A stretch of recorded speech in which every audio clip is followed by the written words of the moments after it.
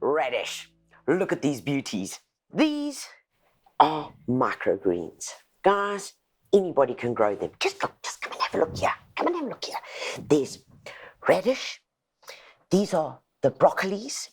This is sunflower. Yeah, sunflower. Peas.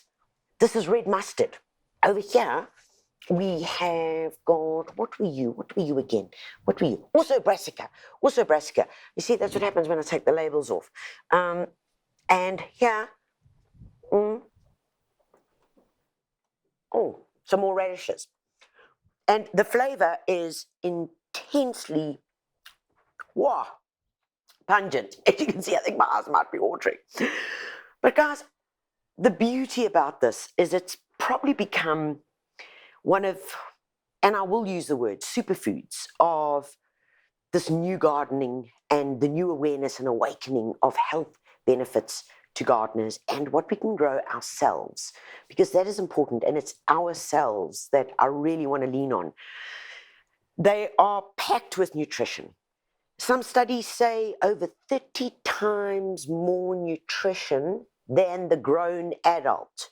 And for me, what's lovely is that if you, in a flat, if you don't even have a balcony, as long as you've got a windowsill, if you've got a large garden, anybody can grow them. And this is the superfood, microgreens. So folks, let's establish what is a microgreen. A microgreen is any veggie, all right, that you will sow. So it's from seeds. You will germinate the seeds, and it's different to sprouts. Sprouts is when normally you do them in water. This is grown either hydroponically or in a germination mix. But the difference here is important, is that they germinate, they grow, and they either get to 2 sets of true leaves or 1 set of true leaves. It's then that we have microgreens. Now, when you cut them, when you harvest them for salads, for snacks, for on the run, on the go, remember, we're not allowing it to get to an adult form, so it is then done. It is then finished. So the trick is to just keep it going in succession. And they truly are fascinating. And I mean, I know that you spent a lot of money buying these pretty things to put on your salads when those people are coming to visit.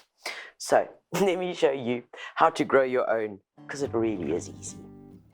All right, guys, so what we're going to need first is a good germination mix. All right, now germination mix is really lightweight. I mean, look at that.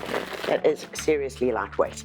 And when I take some and pop it into this bucket here, because I'm not going to need the whole bag of it, you will see when I show you the consistency that it's really a combination. It's a combination of palm peat, of a bit of perlite, and that gives us this beautiful lightness. And it's the lightness which is what does the trick. That should be enough for me. Yeah, I reckon that should be enough. And take a look at it. It really, really is incredibly lightweight. And you can see the perlite inside here, the palm peat, and a very, very little, very, very small amount of bark. And that's because any seed, remember, the trick with any seed is about moisture. Okay, so there are various ways that you can grow them as long as you've got light, just light. I would recommend strongly, if you're going to sow them into trays like this, okay, that you are going to put them onto a little plastic tray over here, because you're going to be watering them quite a lot. And a great way, like we've done over here with the colorful pots, which really can add quite a bit of bling and zhuzh to any area, is you could sow them directly into the pots. And I think they'd look perfect on a windowsill. Right, really easy. All I want you to do is take your germination mix and you pop it into your container.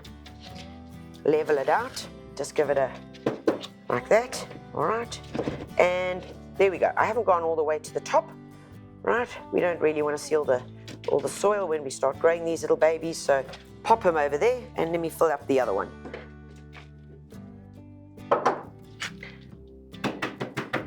All right, we're going to do these all at the same time, and into my little tray, exactly the same thing. And it really depends on what you prefer and where they're going to spend their lifetime. But I really enjoy the pots because it just gives a bit of zhuzh to them. Okay, level out your seedling tray. Let's get these over here. All right, now what I would recommend at this point is that you do the following. So we're going to have them there. You see here, these are some that we have done earlier, much like these, but these are much, much younger. Can you see how small they are compared to these guys? But you could even start harvesting at this point because they already, some have got 2, some have already got their 4 leaves, which means they are at the right stage. So as a sowing tip, I want you to take a pressurized spray bottle. The reason why I say pressurized, so that you can pump it up, is because it makes life so much simpler. But what I want to do is wet my growing medium. Wet your growing medium first. It just is a little helping hand for the seeds that we're going to sow in here, just to get them going. Okay, so give them, wet your sowing medium. There we go, nice and easy. And then it comes down to the choice, guys. What are we going to use? Now, when it comes to seeds, some of your packets are going to have very few seeds. So these are the broccolis. However, if I go for something like mustard, and this is the way I generally like to do it, and you can really, guys, you can choose any other way, is I take them and I kind of mix them up a bit. Mix them up so I get a bit of a smarty box, and then it comes down to sowing. When you're sowing, the trick with your microgreens is that you do not follow the normal instructions on the back of the packet, because you are going to sow these really thick. I mean, look at that. You don't want one popping up here and one popping up there. No, guys. You want this to be superbly thick because you want intense growing, and that is what this is about. So I've got my mustard in there, and I'm going to throw in a few extra broccoli for good measure, and because I can. So let's get these little bad boys here. All right, once you have sown, because you are going to use the entire packet, just tear the packet up and pop the packet in there, because that's going to be your label. Nice and simple. Then what we're going to do is we're going to go back to our germination mix, and we're just going to do a very, very, very light cover. Very light covering of them, as long as those seeds are covered up. But I'm talking about a few mils here. Okay, there we go. That should do it. And then piece of wood and just firm it down. Okay, now we know they're tucked in. And exactly the same, then a really good watering. And your microgreens, guys, need watering sometimes once, sometimes twice a day. But it's very, very important that you keep them well watered, because of course it's the water that provides all the essential elements for these beauties to germinate. And in a well-lit spot, these guys are going to germinate, depending on variety, within 10 to 14 days. And then it's simply waiting till they get to the right height so that you can start chopping away and enjoying them. A few other examples, and I'm going to sow one directly into this pot over here, is I'm actually going to use some beetroot. And beetroot is, as we know, really incredibly healthy. And beetroot is an interesting seed because it looks quite dry. Look at it, it really is a strange looking seed, but once again, full of that nutrition.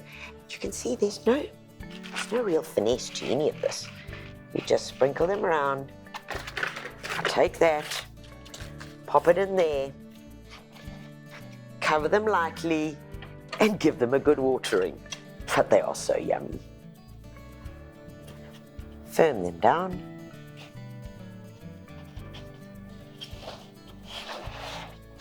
And a good watering. Folks, remember, all they need is water and light. That's all they need to germinate. And the rest is up to you. Decide what you want to use and grow them in succession. I recommend every 2 weeks you are sowing a new one. And, well, excuse me, but I'm really busy now because I got lots of microgreens to eat. because they're completely delicious.